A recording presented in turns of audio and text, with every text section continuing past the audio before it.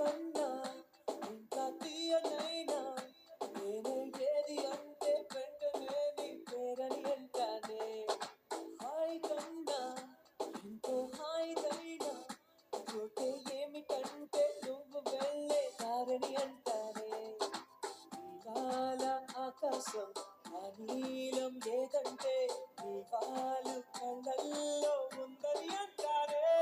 అప్పుడో ఇప్పుడో ఎప్పుడో కలగన్నానే చలి, ఇక్కడో ఇక్కడో ఎక్కడో మనసిచ్చానే మరి.